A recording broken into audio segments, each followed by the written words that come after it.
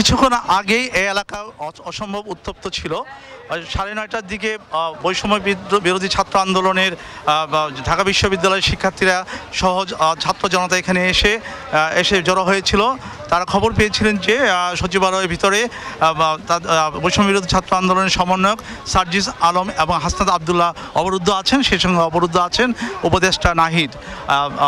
তারপরে এই খবর পেয়ে তারা আসেন এখানে। তারা আসার পরে আনসারদের সঙ্গে তাদের পাল্টা ধাওয়া হয়। এক পর্যায়ে আনসাররা এখান থেকে চলে যেতে বাধ্য হয়। তারপরে 10:30টার দিকে সেনাবাহিনী আসে। তারপরে প্রচুর পুলিশ এবং বিজিবি অবস্থান নিয়েছে এবং এই 10:30টার দিকে সেনাবাহিনী সদস্যদের সহযোগিতায় সচিবালয়ে আটকে পড়া হাজার হাজার কর্মচারী তাদের বাসা যাওয়ার সুযোগ পান।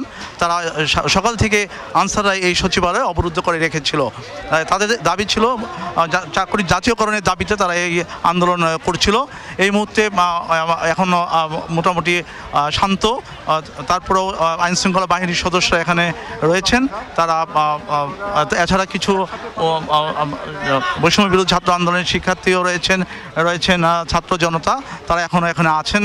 তারা এখনও যাননি। আর কিছু আনসার সদস্য সচিবালয়ের ভিতরে আটকা পড়েছিলেন। তারা সেনাবাহিনীর সহায়তায় তারা নিরাপদ স্থানে যেতে পারেন। এছাড়া আমরা যেটা খবর পেয়েছি যে মোট 40 জনের মতো আহত হয়েছে। আনসার সদস্য প্লাস হচ্ছে বৈষম্য বিরোধী ছাত্র আন্দোলনের যে শিক্ষার্থী, তারা 40 জনের মধ্যে আহত হয়েছে এবং তাদেরকে ঢাকা মেডিকেল কলেজে চিকিৎসা দেওয়া হচ্ছে। আপনারা দেখতে পাচ্ছেন যে আইনশৃঙ্খলা বাহিনীর সদস্যরা তারা এখানে অবস্থান নিয়েছেন সচিবালয়ের 3 নম্বর সামনে। 3 নম্বর গেট, 2 নম্বর গেট থেকে শুরু করে একদম 0 পয়েন্ট পর্যন্ত তারা এখানে আছে। এখনও কিছু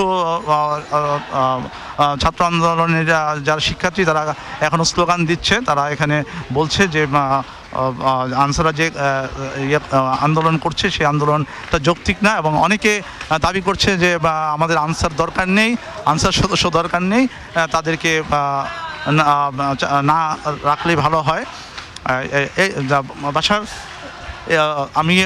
আপনারা দেখতে পাচ্ছেন আমার পিছনে সেনাবাহিনীর গাড়ি আছে। তারা সচিবালয়ের 1 নম্বর গেটের সামনে অবস্থান নিচ্ছে।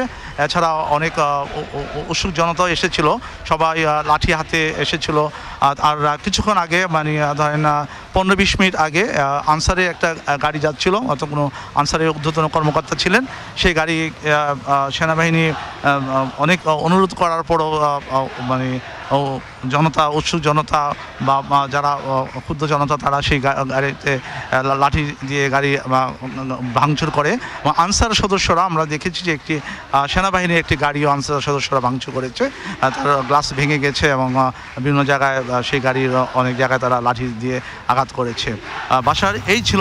জি, ধন্যবাদ আপনাকে মিন্টু।